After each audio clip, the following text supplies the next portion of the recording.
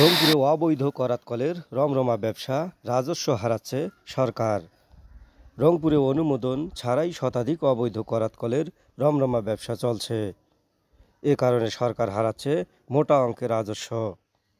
রংপুর জেলার বিভিন্ন স্থানে সরকারি নিয়ম ও নির্দেশনা তোয়াক্কা না করে অবৈধভাবে গড়ে উঠেছে অসংখ্য করাতকল।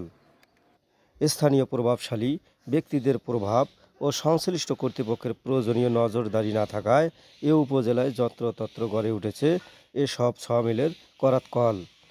এসব সমিলের কারণে উজাড় হচ্ছে বনজ ও ফলসহ নানান প্রজাতির গাছ, যার ফলে হুমকির মুখে পড়েছে পরিবেশ। আমার নাম মোহাম্মদ মাহমুদ আলম। আমি এই সমিলে একটু ব্যবসা করি। কার এই সমিলের মালিককে?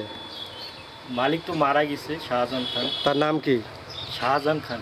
আপনি কিভাবে ব্যবসা করেন এখানে মালিক না থাকে? না, ওনার কাছ থেকে মেশিনটা কি নিয়েছেন? মাসিক ভাড়াই নিয়েছে। মাসিক ভাড়া? কোনো লিখিত পত্র আছে? না। মৌখিক? কোনো লাইসেন্স আছে এই প্রতিষ্ঠানের? না, লাইসেন্স। বন বিভাগের লাইসেন্স নাই। পরিবেশের নাই। তা লাইসেন্স ছাড়া আপনারা ব্যবসা করতেছেন কিভাবে? আজকে কতগুলো আপনারা গাছ রিসিভ করছেন? এই যে এইটুকু। এইটুকু মানে কাজ কতগুলো? নাই তো, কাজ নাই। এই যে এইটুকুই শুধু। কতটুকু মৌখিক বলে? এই মনে করেন কত ফিট? আমরা দেখছি যে এখানে অনেক গাছগুলো আছে, এগুলো কিভাবে আছে এই গাছগুলো? এই গাছগুলো ব্যাপারীর আছে, গ্রামের এই গাছ এলে। না, আমরা জানছি যে অবৈধ গাছ এখানে আসে। না, কোনো অবৈধ গাছ। তো কিভাবে প্রমাণ দেবেন যে অবৈধ গাছ না? আপনারাই দেখেন যে আছে। বলেন কিভাবে? বুঝলাম যে বলবেন আগে। আচ্ছা, আমার নাম মোহাম্মদ শহীদুল ইসলাম। আমার মিলের নাম মেসার শহীদুল ফ্রেমবাগ।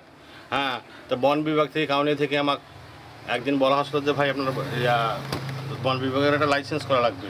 আমি বলছি ঠিক আছে, লাইসেন্স আপনার করতে গেলে কী করা লাগবে? আমাকে সর্বপ্রথম ওই লোক বললো, ওই লোকের নাম হচ্ছে আনিসুর, ওনার বাসা হচ্ছে আপনার কুড়িগ্রাম পরপারে। উনি আমাকে বলে যে ভাই আপনার জমির খাজনা খারিজ আপ টু ডেট করা লাগবে। আমার খাজনা তখন ছিল হইলে 3100 টাকা। 24-24-এর খাজনা দিলে, 24 সালের খাজনা দিলে আমার 3100 টাকা লাগে। সে জায়গায় আমি তহসিল অফিস গেলাম। তহসিল অফিসে আমাকে বলে যে ভাই আপনার তো 3100 টাকা লাগে, কিন্তু আপনার 7000 টাকা দিতে হবে আপনার এই ইয়েটা করতে গেলে। আমি রাজি হলাম যে ঠিক আছে দেন, করি দেন। যেহেতু সরকারি কাজে সরকারি আপনার ভ্যাট ট্যাক্স নেবে, আমি আমার ব্যবসা করবো, তাতে আমার সমস্যাকে আমি 2 টাকা 4 টাকা ইনকাম করবো, 2 টাকা সরকারকে দেবো। সরকারের তো একটা অধিকার আছে। যাই হোক, আমি 7000 টাকা দিয়ে করলাম। করার পরে আমি কাউনিয়া গেলাম 2 দিন 3 দিন 4 দিন 5 দিন। একদিন ওই কাউনিয়ার এসিলেন্ট অফিসে ঢুকে জিজ্ঞেস করলাম যে ভাই আমি বন বিভাগের একটা লাইসেন্স করবো, তা ভাই কীভাবে কী করা লাগবে? আমি তো এই প্রসেসটা জানি না, আমাকে একটু বলি দেন তো। উনি আমাকে বলে যে ওই রুমে যান।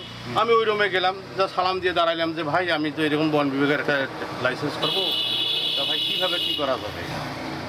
তো উনি আমাকে বললো যে এভাবে আমার মুখের দিকে দেখি আমাকে বললো যে ভাই একটু বাইরে যান। আমি বাইরে বসলাম, আসি বসি, নাই লোক নাই।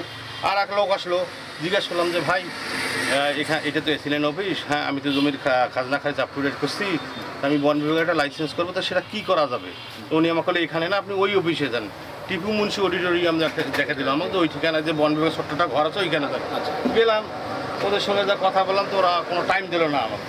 আমি নিজে সকাল 10টায় গেছি, 3টের সময় আমি নিজে ব্যাখ্যা আসলাম, দেখলাম যে না এখানে কোনো কিছুই হবে না। হ্যাঁ, তা আমিও হয়তো কেন কাঠখড় করবার যাই, যাও যেদিন যেমন হবে সেদিন তেমন। ফির একদিন লোক আসলো।